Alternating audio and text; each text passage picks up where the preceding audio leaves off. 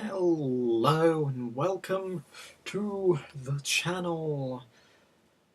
Today I'm going to be doing the first video on the channel. Straight up speaking, it's not, as I did do 2 previous videos, but I got rid of them because they were awful. So this is the restart first video.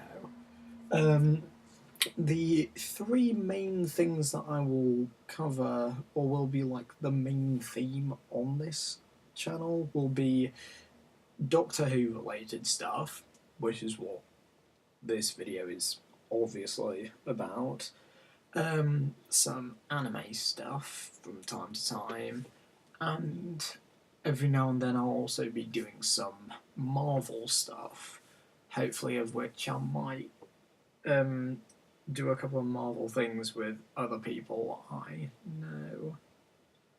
But I'll have a talk with several of them at some point. But anyway, we are obviously here to talk about the TARDIS interiors.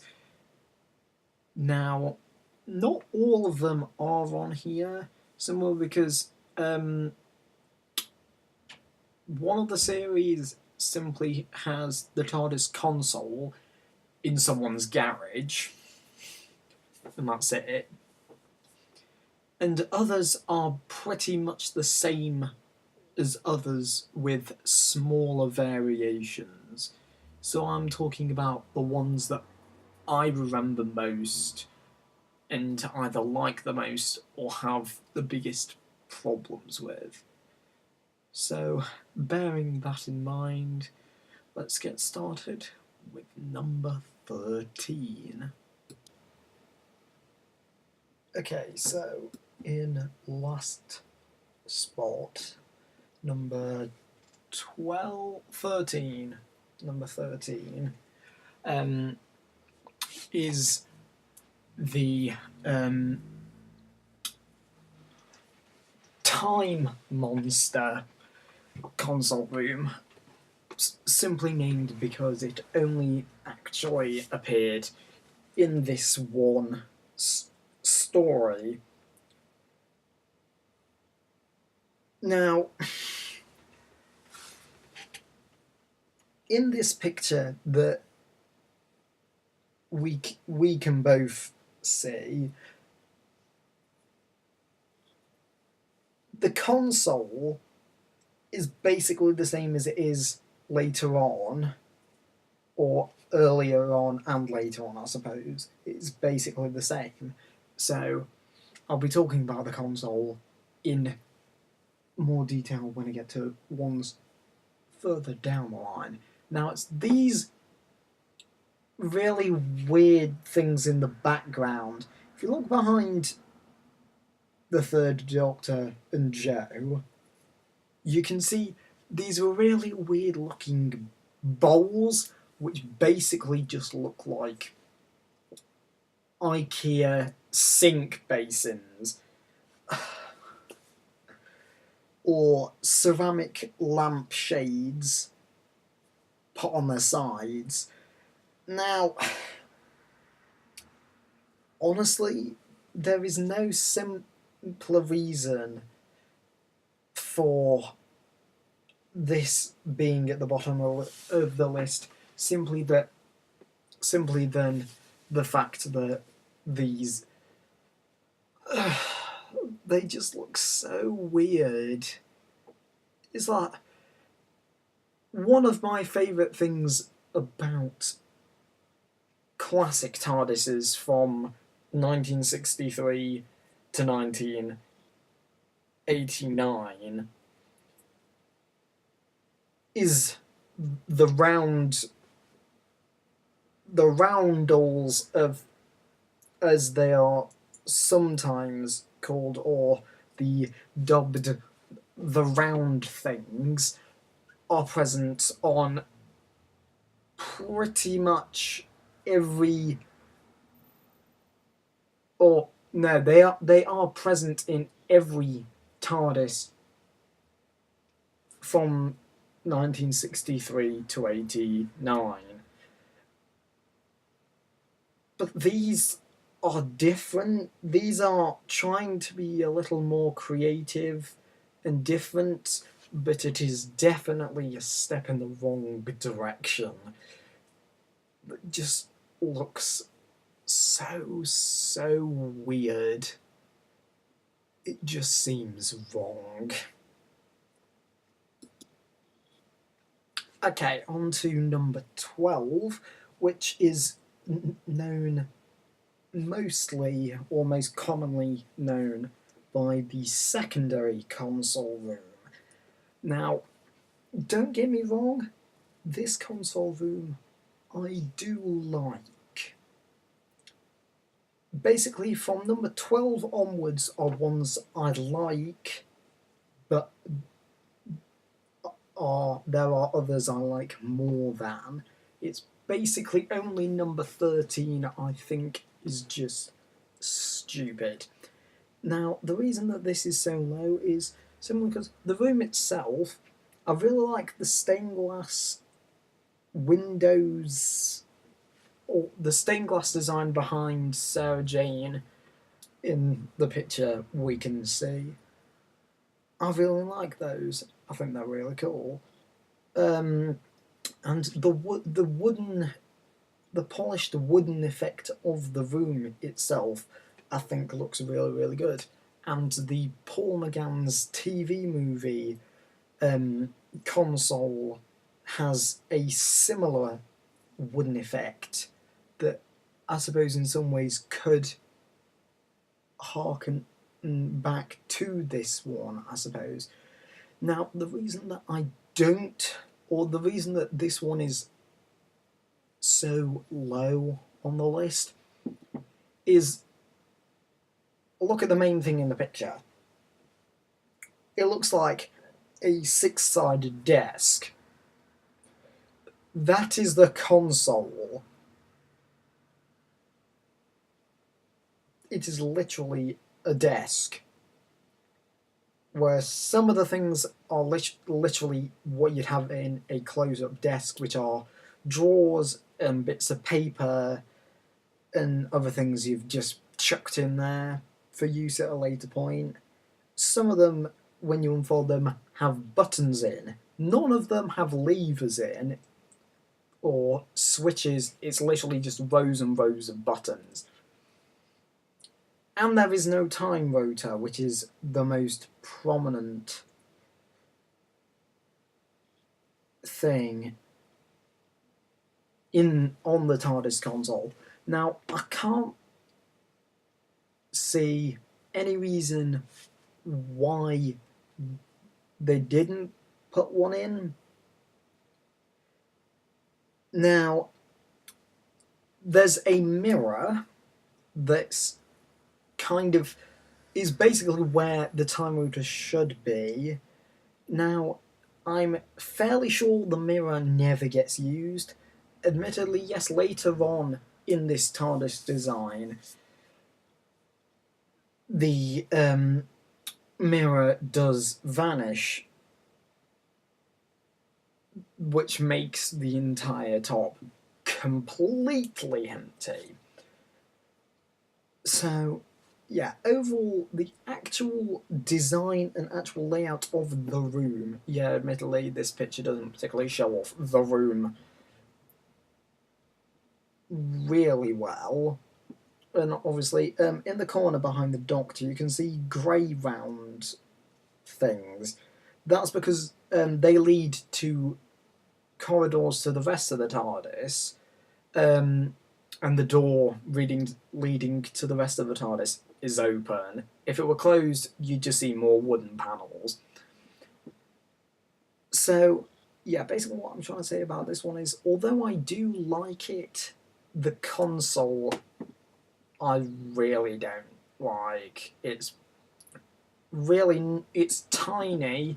It's smaller than the desk I'm sat at right now, at least half the size of the desk I'm at. Actually, it's probably about half the size of the desk I'm sat at, actually. But yeah, it just seems wrong because it's so small. And no console before and after has ever looked like this console. I wonder why. Okay, moving on to number 11, which, suitably matching numbers, is the 11th Doctor's first TARDIS, which was seen in the 11th hour. I've just realised I forgot to say, I believe the first story that the last TARDIS that I've just talked about, I believe the first story that was in was the Mask of Mandragora. But anyway, moving back onto this one. This one, as I've said, was first seen in the 11th hour. Now, this TARDIS I really, really like. To be honest, my favourite part is probably the walkway or the space leading up to the main console and the glass floor. Now, the reason that this one is so low on the list is because it does look, admittedly, the console itself does look a bit all over the place, to be honest. I mean, there are so many things on here, just looking at it, there are so many things that you can look at. You could look at the console for an hour per panel, come back, and then do the same repetitively, just coming and going, looking at the panels for an hour each, and I'm sure on a few of them you'd find something new each time. In some ways, yes, that does mean it keeps it interesting, but there are some panels that just look too crowded and have buttons, levers, and random things that never get used. Like, there are a bunch of taps on, like taps, water taps, that are on the console. Obviously, no water comes out of it, because otherwise it'd make the TARDIS explode. Now, he does turn them on occasion. Honestly, I don't actually know if they serve any purpose, or if they're literally just for him to twist the tops and then do nothing. Just there to be twisted and played with. So, simply, it's too busy. And it's got a gramophone head on it. Now, I do kind of like that, and it does serve a purpose, so that is alright. I must admit, the thing that I like the most about the console itself, to be honest, is the fact that on each glass panel for each panel, it has etched Gallifreyan text on, which I am certain has never been used on a TARDIS before. And it is actually used in small ways in the next console that came after this. Not on the same scale, but a similar sort of way, just a lot less of it. But yeah, overall, this TARDIS I do really, really like. And I must admit, the massive, like, scanner on the wall, that's the massive circle at the back, if you can't find it, literally just go to Amy and keep looking right up till you see a shape of a circle. That's the scanner, which is massive. And there are quite a few TARDISes in modern days that don't have a big scanner. And I kind of feel like they're kind of missing out because quite a lot of the classic Doctor Who ones have a big scanner on, and to be honest, for quite a few of them, that is one of my favourite aspects of classic Doctor Who TARDISes. Now, yes, there is a smaller scanner on this TARDIS as well. If you go up and right from the Doctor, slightly up and right, you'll see what looks like a small, old-fashioned TV screen hanging in midair, facing away from you, basically, is a smaller scanner. Obviously, that means it can be a lot more private, and there are certain scenarios and certain plot points, actually, that work the privacy of this smaller scanner into the story. So it isn't meaningless. Obviously, if you flick a switch on the smaller scanner, it appears on both the smaller and bigger one. So everyone can see what's happening or what you're looking at, basically. Okay, now moving on to number 10. Okay, so for this one, you'll probably be thinking, wants to tell you why this one is at number 10. Okay, so basically, yeah, you'll be thinking that what I said for number 11 is basically now invalid. It's not. My biggest problem, like I said, with the 11th spot is that there was too much on the TARDIS console. Now on this console, although I like the room, I like the massive monitor, and I like the time rotor, my biggest problem with this one is the console itself. There are some panels that have loads of things on that still look organised not to be clunky and too complicated, whereas some of the panels, specifically the two that you can actually see most clearly in this shot, barely have anything on at all, and I don't actually remember either of these two ever being used. Now, I haven't actually seen some of the episodes with this TARDIS console room in particular for quite a while. It's probably been several years, actually.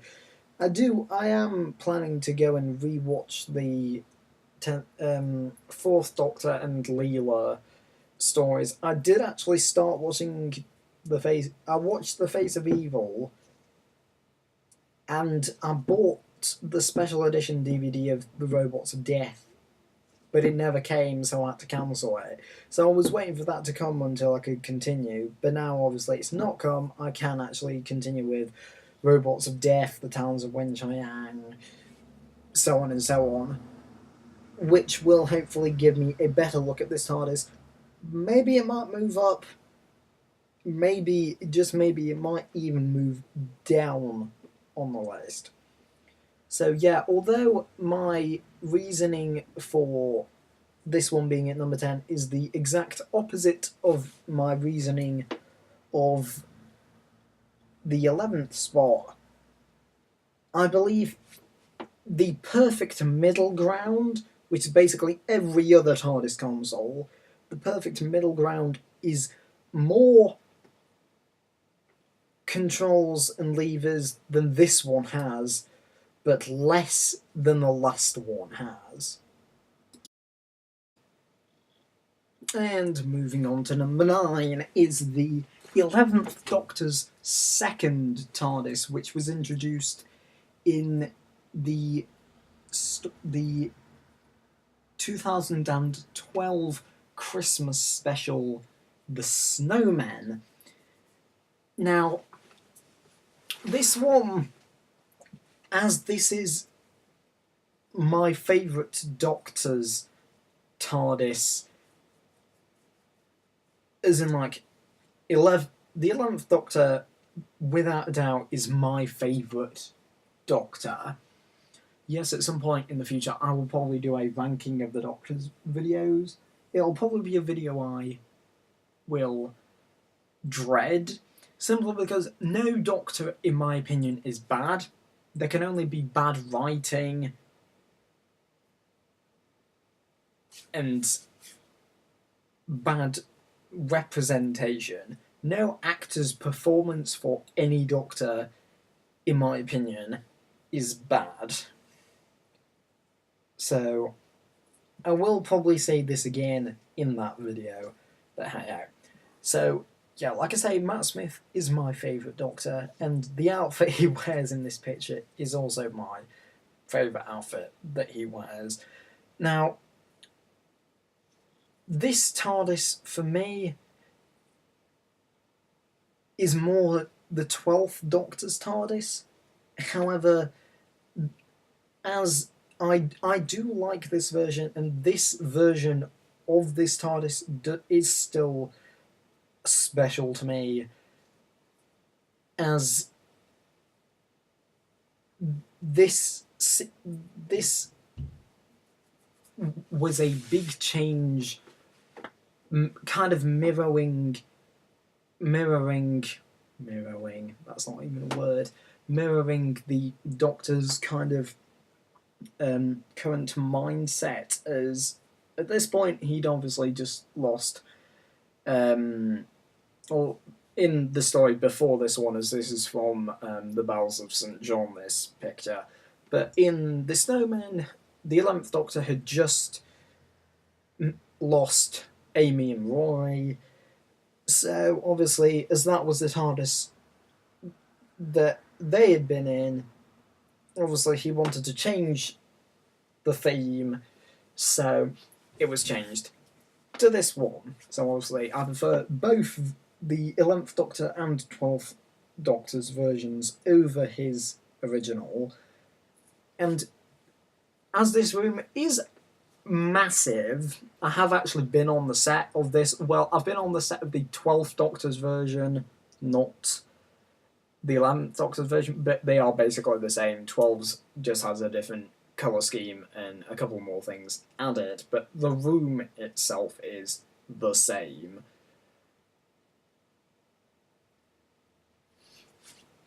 But the fact that the room is so big but so empty, again, kind of mirrors the 11th Doctor's mindset at this point, because he's lost basically his two best friends, and he feels rather empty. Now, I have actually said this to a couple of people I actually know, and I have actually said this online before, me saying that obviously the emptiness of the TARDIS reflects his state of mind at this point. A lot of people weren't very happy with me. They were like, okay, I officially hate you now. They could have been joking, they might not have been, honestly, I don't know. But, yeah, the room itself I really, really like, and the fact that this TARDIS has other gadgets and controls on separate tables that aren't on the console itself. Although the 11th Doctor uses those more than the 12th does. Actually, I'm not sure the 12th Doctor uses them at all. Admittedly, yes, the 11th Doctor uses them like 3 times, and that's it. He uses them in this scene. He uses them in The Snowman, I believe. Or he sat next to them in The Snowman. And then he uses it again, I believe, in The Name of the Doctor. So, although they are used very little, the fact they are still there, I think, is a very, very nice touch.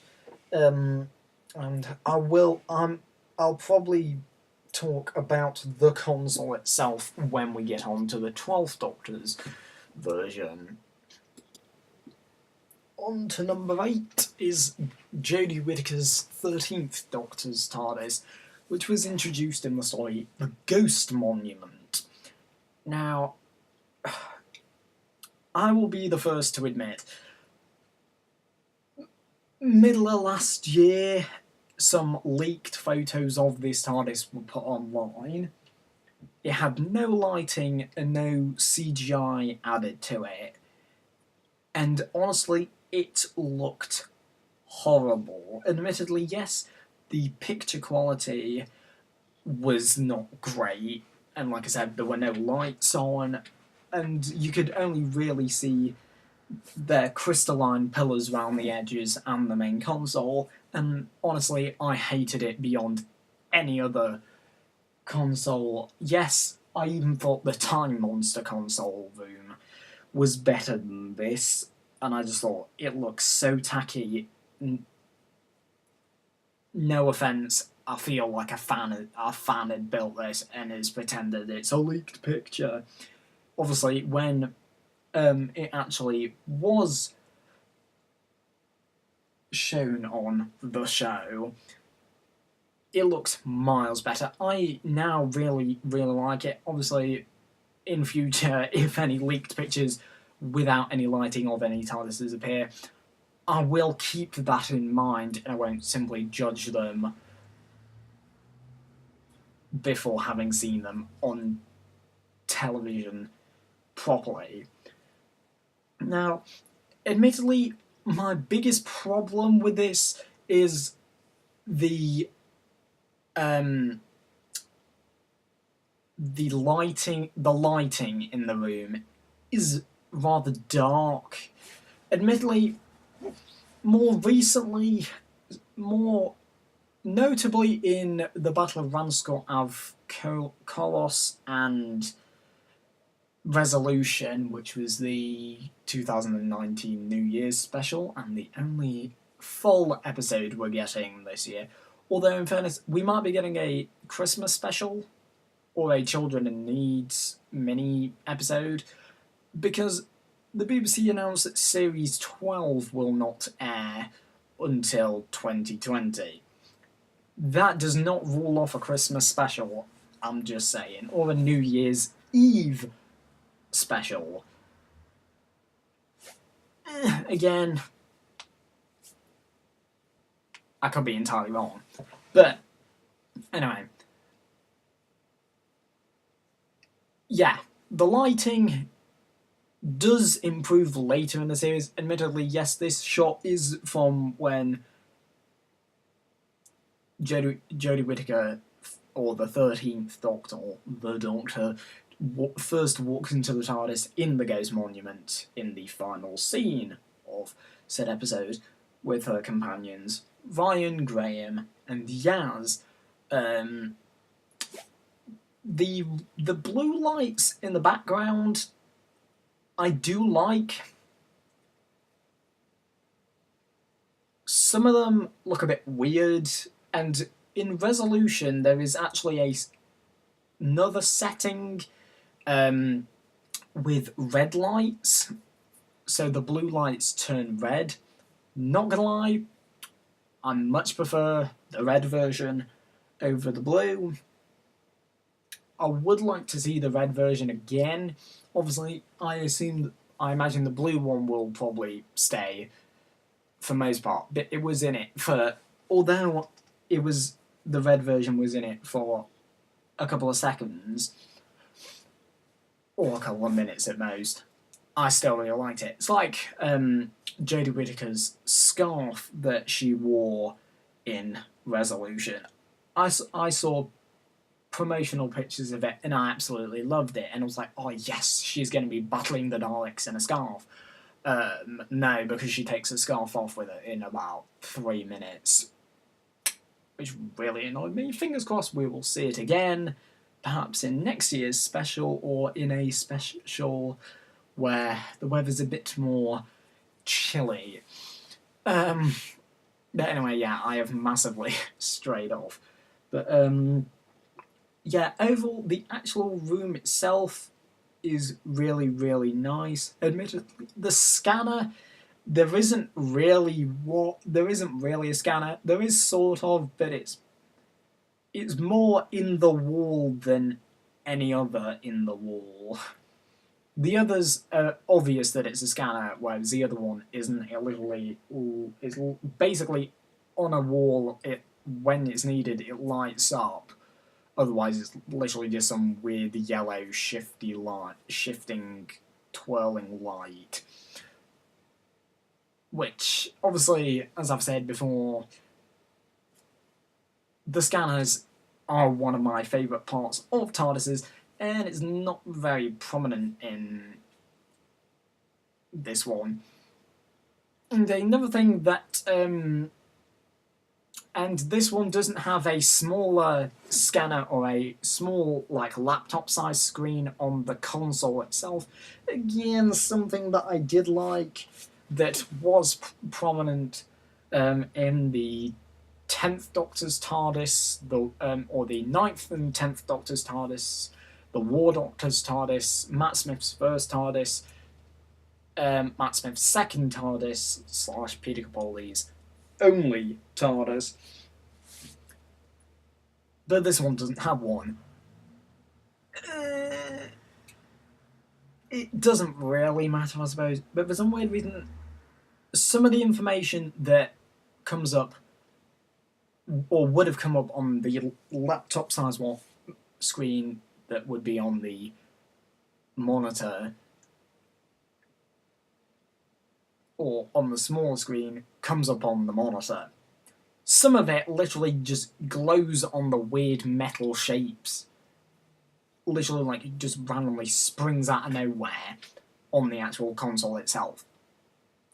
Why? I do not know. Now, the time rotor, I really like. Admittedly, it is a little weirdly shaped. Yes, it is supposed to look crystalline, but it's at a slight slant, so, or like the top of it is cut, so different parts of it are at different heights. It does kind of work, but, and I do suppose that if it was flat, it would take away from the more organic feel that this one and the War Doctors and 9 and 10's TARDISes was going for. And we finally get something we have not had since 1989, which is a time rotor that doesn't touch the ceiling, and simply just the entire thing moves up and down. And I think it does turn around a tiny bit, but it turns back and forwards, so it kind of like turns while going up and then turns back again when it comes down. Also, the pillars around the main area of the console room, the top of them also dip up and down at the same time. Not particularly a fan of that, don't really see why they need to do it, but they have, so hey-ho. And now we move on to the one that most of you have probably been wondering where this one's going to come. Okay, this is the 1963 original TARDIS console room, and it is awesome. I really, really do like this one. To be honest, my favourite part is actually, again, the time rotor. And the whole thing doesn't turn around. The whole thing moves up and down, but it's actually the glass and metal thing inside that turns slowly and moves up when the TARDIS is in motion. Now, obviously, this one is simply classic, and it is seen again in more recent stories. It's shown in an Adventure in Space and Time, which was the documentary from 2013. Yes, admittedly, in that documentary, the console was green. I believe it was. It might have been. I'm not entirely sure. Obviously, as this is in black and white, it looks white. I think it was green. And it has appeared fairly recently in 2017's Christmas special, Twice Upon a Time. That one has a white console, which I think is inaccurate, as the last one to have one like that was the Hellbent TARDIS console. Admittedly, yes, also in Twice Upon a Time. One of the walls that you've never actually seen in the classic era has hexagonal round things on the wall. Obviously, hexagonal, not round. But if that was ever... I think it's safe to say that was probably not on the original, but as you never see that wall, it could have, and we'd just never seen it. Now, something that I don't think is in the Twice Upon a Time version, which I think is better, is luckily also not in this picture, is one of the walls is actually card or paper, and they've literally just printed off a massive sheet of the round things.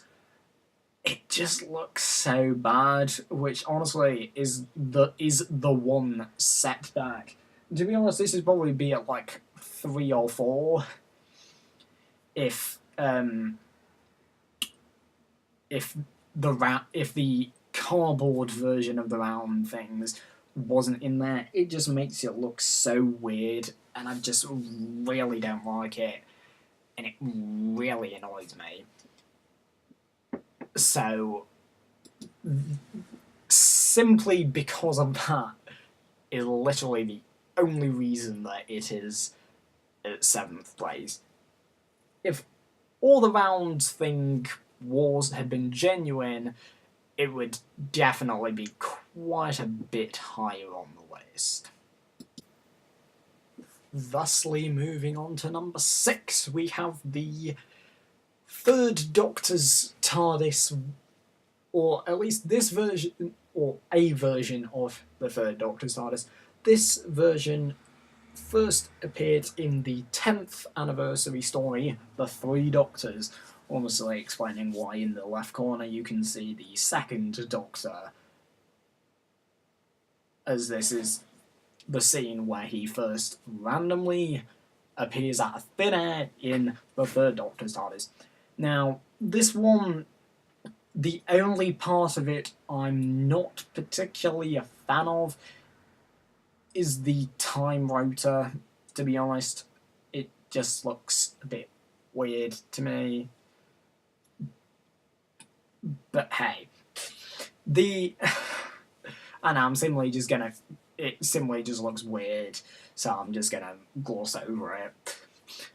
The big, bulky monitor in the background,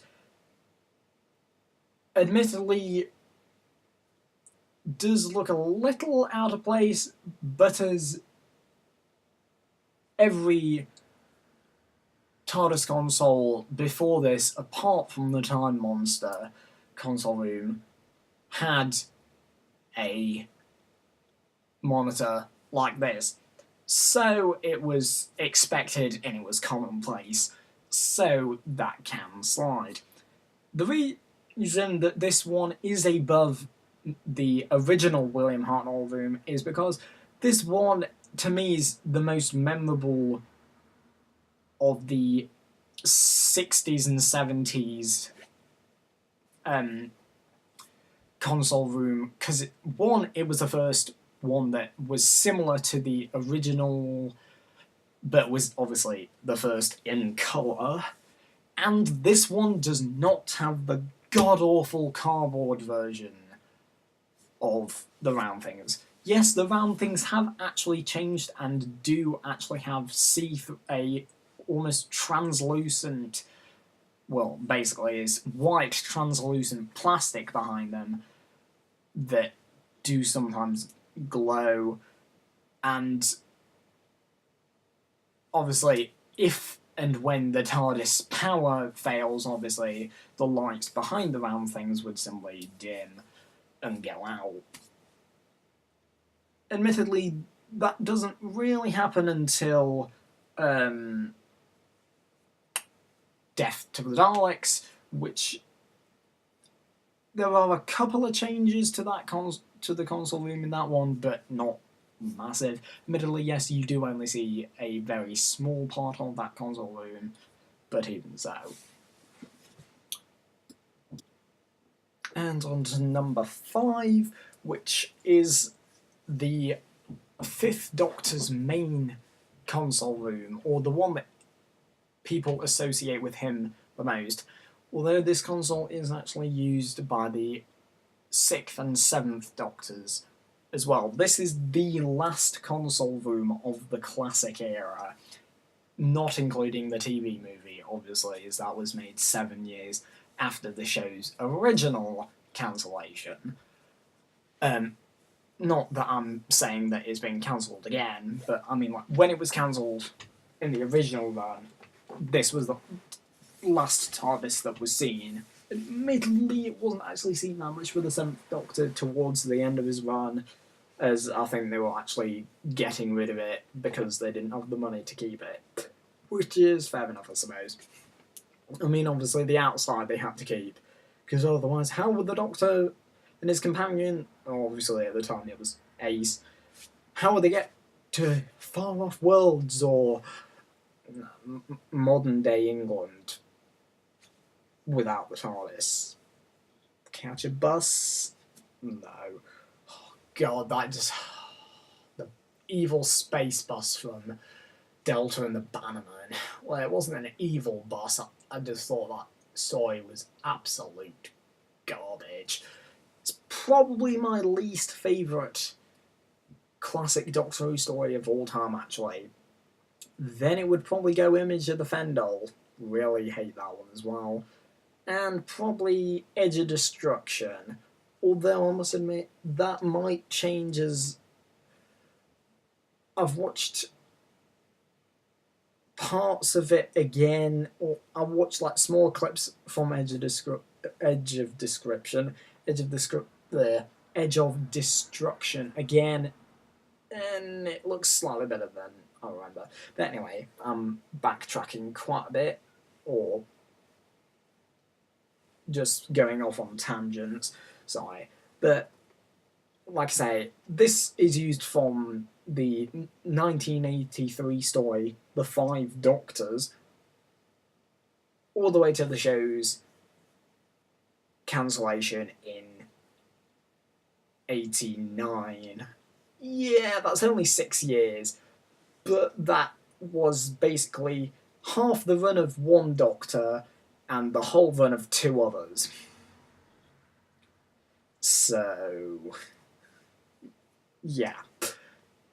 To be honest, the main reason that I like this one is because this room does actually look quite a bit bigger than previous ones, especially with the 4th Doctor. I thought another problem that I forgot to bring up earlier was that his actually looked fairly cramped, whereas this one does actually look a bit bigger again.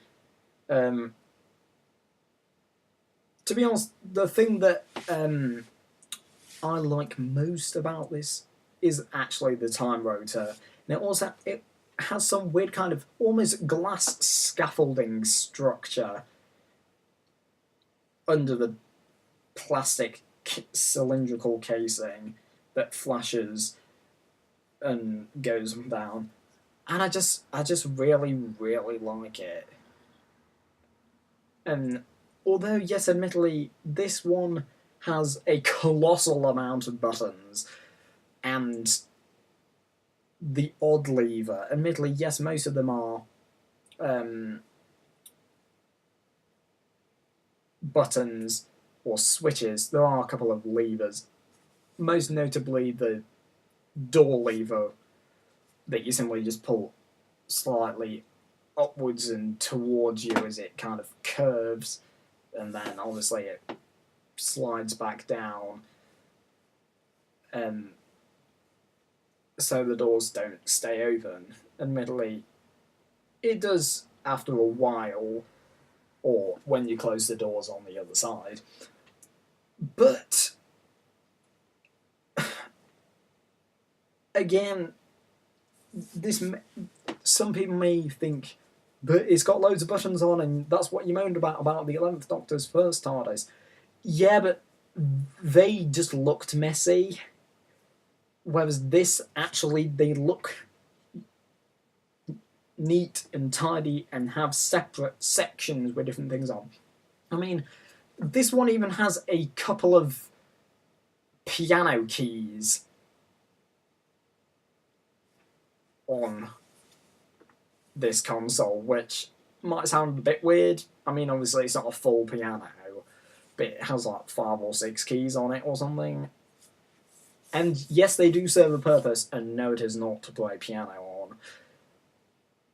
But there are a couple of crazy things on TARDISes every now and again like that, which are very clever gimmicks. Which, to be honest, is basically why I like this one. Yeah, you could kind of view it as simply just a gimmick for the 20th anniversary, but it is a beautiful gimmick nonetheless. And moving on to number 4, which is David Tennant's, or primarily David Tennant's, TARDIS console. Obviously, Christopher Eccleston's 9th Doctor did use it before, but David Tennant used it the longest, so when I say 10th Doctor's TARDIS, I mean 9 and 10s, but it was mostly 10s. Now, literally, the reason that this console is here is simply for nostalgic reasons, because this is the one I grew up with. This was the first one I ever saw, and simply because of its nostalgic value for me, I can't hate it. I mean, there are a couple of versions of the lighting for this TARDIS. There's the green version, which I honestly really don't like the green version, to be honest. I think it just looks a bit weird, to be honest. But then there's this blue version. Obviously, this picture's from Day of the Doctor, if you couldn't tell by the fact that Matt Smith's 11th Doctor and John Hurt's War Doctor are stood in the doorway. Clara's just closing the door behind her as well. So, to be honest, the lighting in this one is probably my least favourite version of the lighting, as in like surround lighting, because there's like a really bright version that to me makes the room look obviously a lot brighter, but quite a bit bigger as well, which does sound strange, as admittedly this room was massive. Yes, this was not a 100% built room, as the top is CGI'd and half of one of the walls isn't there, so that cameras and outside lights can be posted around without taking up any room in the TARDIS itself. So simply, it is for pure nostalgic reasons that this is 4th place. However, I do miss the round things that were on the classic TARDISes. As for all of the classic TARDISes, the thing that I was most happy about for each was that none of them didn't have the round things. There were some weird, stupid variations, but they were always present, which one I do kind of miss them in the modern ones. But even so. And speaking of the round things, we move on to number 3. Finally, to the top 3 places, we have John Hurt's War Doctor TARDIS. Yes, it is seen very briefly in the Day of the Doctor, but it is awesome. It's basically my favourite parts of David Tennant's TARDIS combined with my favourite parts of classic Doctor's TARDISes. And to be honest, although I do kind of prefer the white lights coming out of the console, if it had the white lights in David Tennant's version of this console, I feel like it wouldn't look right, if you know what I mean.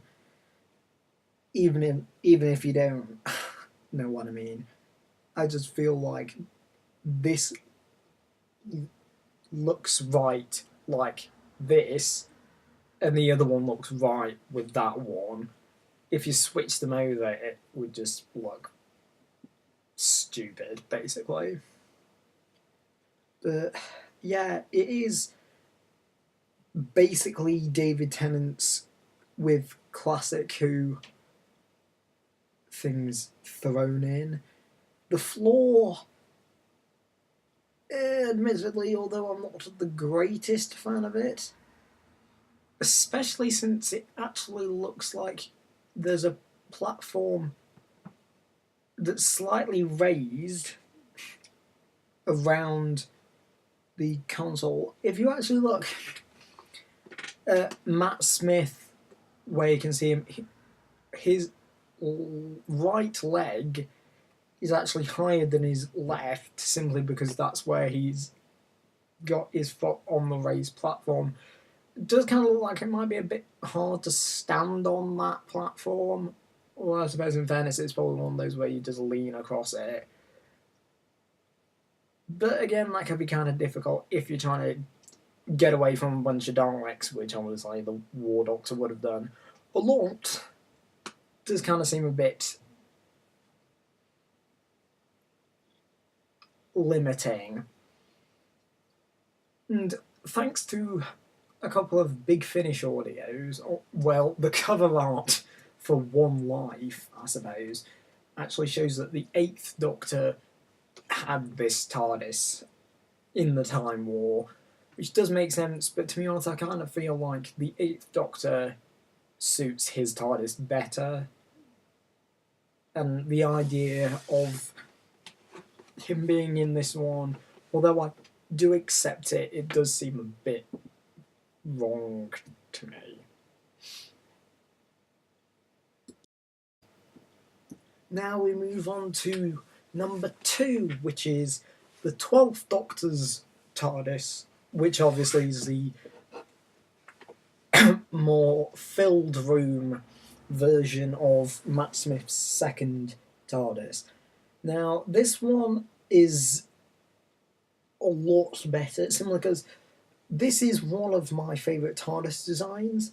Obviously, that means that the other one is as well, but this one looks more like this is where a man going on adventures, this is where he lives, whereas the other one just looked too empty for anyone to possibly be able to live there, making it less homely. Admittedly, yes, pretty much this is probably the TARDIS that has the most other stuff in, apart from the Eighth Doctor's from TV movie,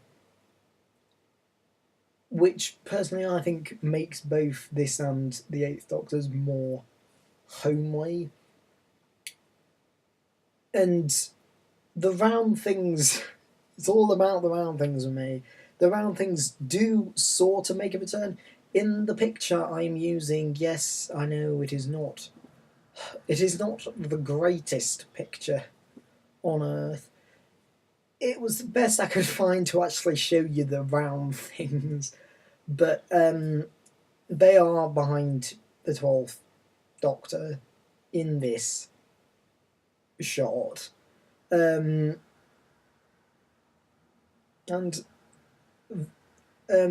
when talking about the 11th Doctor's first TARDIS, I said that there were some etched Gallifreyan on the console that I liked. It's not etched on the console itself, but if you look up to the top of the time rotor, it's got like this massive like circle thick cylindrical or massive like circle thing on top with things that turn around, but they all have painted or etched on black Gallifreyan, which honestly I would be perfectly happy if every single TARDIS had something Gallifrey related on them. But to be honest, this one, the 11th Doctor's and Paul McGann's, I think, might be the only ones that do have Gallifreyan text on them. I mean, yes, I know David Tennant's TARDIS's monitor, its screensaver basically had a series of Gallifreyan text on it, but that doesn't really count as it's not actually part of the console itself. And the colour scheme, although it is only a bit different, the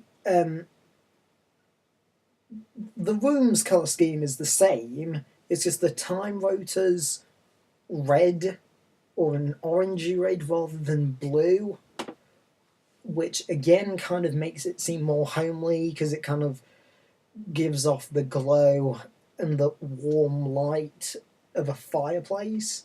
Again, going back to the more homely thing that I was saying earlier.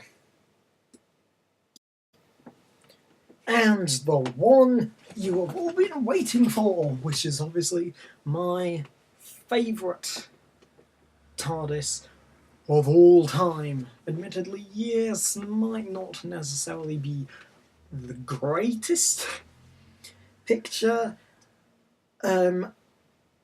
For reference, although I'll probably, for this TARDIS, I'll probably go and have a look for a better picture before I upload this. But as I basically remember it, I don't really need it for reference, it's just nice. I'll look at where the picture in front of me anyway. But it is obviously the 8th Doctor's Paul McGann's TV movie. TARDIS. Okay. Yeah. It is a little weird that this TARDIS was not even made by the BBC. The TV movie was an American attempt to bring back Doctor Who in 1996. Obviously, it completely fell apart. It didn't work. Which kind of was a shame, but I'm very glad it did fail, because otherwise we wouldn't have Modern Who. Admittedly, yes, Modern Who has kind of gone downhill and been a bit turbulent in more recent series, but I'm still glad it exists. But Yeah, this TARDIS was not even made by the English or by the BBC, it was made by the Americans. I mean, obviously, I will point out Paul McGann is basically, as far as I'm aware, is the only English actor to play one of the main characters. Obviously, as the tradition of the Doctor, it always has to be an English or a British actor. It can't be American. They can have American heritage, sure, but they have to have been born and lived in England and had most of their career in England to be able to play the role of the Doctor.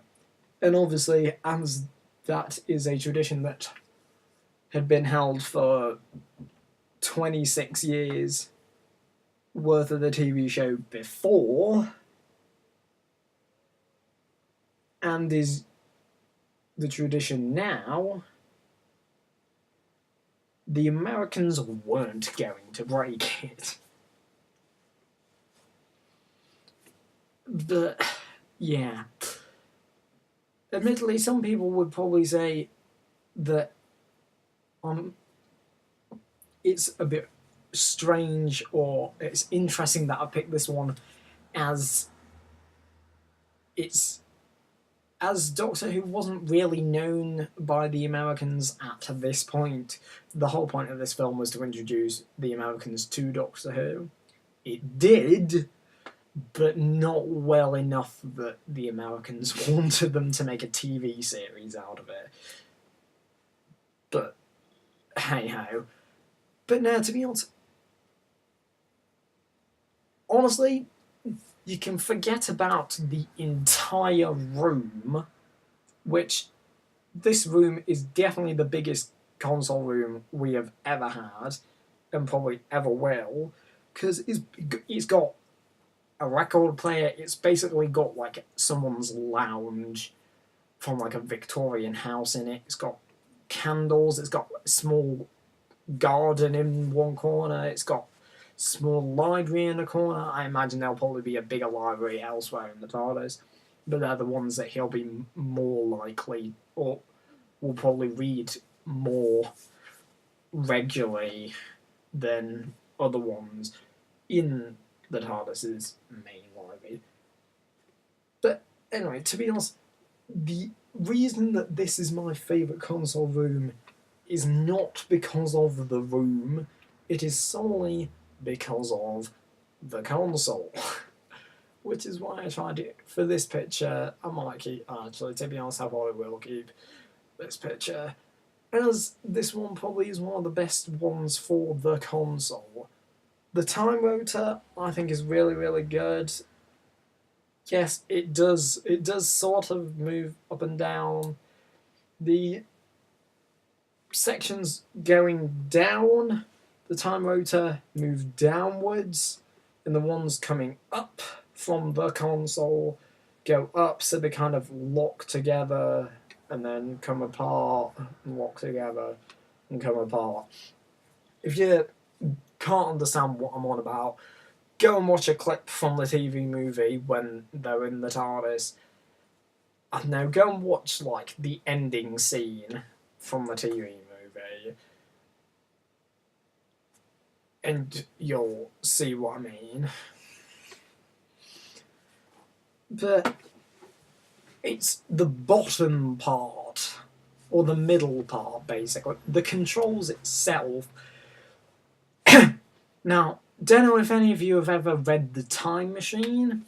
Honestly, it doesn't matter if you haven't, as this kind of bears no relation to The Time Machine. But it's sort of the time that was written was in the late 18 or early 1900s. I believe that's right. But so they wouldn't have had all these metallic and expensive bits of metal metallic metal, you don't say. Like all these big pieces of metal that would be able to put together. And you'd imagine that, yes, it is a time machine, but in that book, or in the time the book was written, they didn't have things like that. So they would have used more wooden things. But to me, this is what if a time machine like this ever just randomly turned up out of nowhere one day, to me, this is what it would look like. Because the wooden metal is used more these days than wood is, which I suppose in some ways is a good thing, as it means they're cutting down less trees and killing less animals in the process. Although they're still cutting wood down to make barns, I suppose, and firewood. I was going to say wood fire for some weird reason. Firewood and paper and what have you.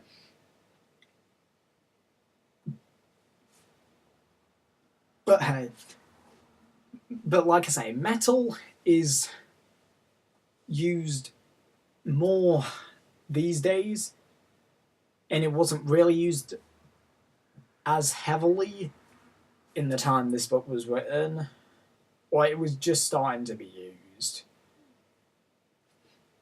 depending on when the book was written, I suppose. Whereas wood has been used for hundreds of years, and to be honest, probably will still be used in ways for hundreds of years, making this be probably the most timeless of TARDIS console rooms, and simply, I know it is silly, but simply because of its old-fashioned look and the wood making it timeless is the reason I love it so much. To be honest, I don't think a TARDIS console room will ever be able to beat this one. Although, sadly, it's only actually the console and a couple of things around it that actually exists now, because the room itself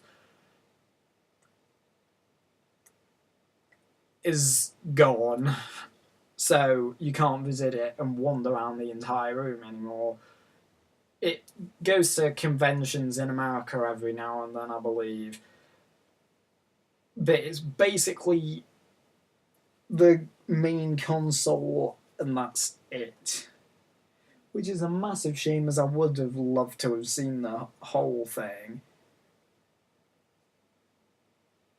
But I'm just glad that they haven't got rid of the console, because honestly, if they got rid of the actual console itself, it would have been basically, to me, it would basically have been outright sacrilege to get rid of it. So that's why this is at the top of the list. Nothing can top this. And to be honest, nothing probably ever will. And that brings us to the end of this video. If you liked it and you're new to my channel, please like, comment, subscribe. Which is your favourite TARDIS? If you say the Time Monster, I will never forgive you, even if you are joking. But hey. And anyway, yes, thank you very much for watching, and I shall see you for another video fairly soon.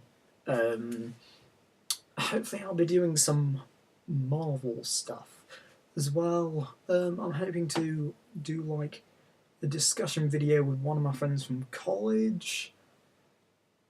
I think we probably were going to do it today or tomorrow, but I feel like we should probably have a bigger conversation about what we want, what we plan to do.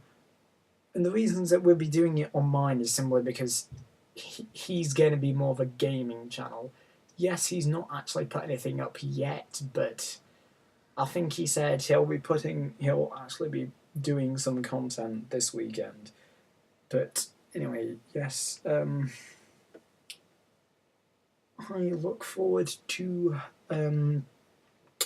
doing some more stuff. Obviously, yes, Doctor Who will probably be the biggest focus on the channel. I will be doing some anime related things, so there'll be some Black Butler stuff, some Tokyo Ghoul stuff maybe, Noragami, there might be some of that, Full Metal Alchemist, probably a bit, Ruby, to be honest, Black Butler and Ruby will probably be the two that will be the most prominent out of anime on this channel, to be honest.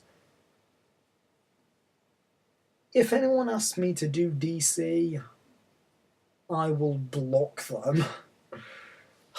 Nah, I don't hate DC. Their films, I don't think they're particularly good, to be honest. Some of the more recent ones have been alright, but Marvel, I definitely do prefer Marvel. DC's TV series, on the other hand, are really good. It's just a shame they can't write their films as well. But hey ho, so yeah, the Marvel video might be the next one. It might not, depends entirely on whether we work some out. But anyway, yes, thank you very much for watching. I have been the Gourmet. You have been wonderful. If anyone is even watching this. But that's beside the point. Thank you very much to everyone who is watching, and I shall see you for the next video, whenever that might be. But until then, it is goodbye.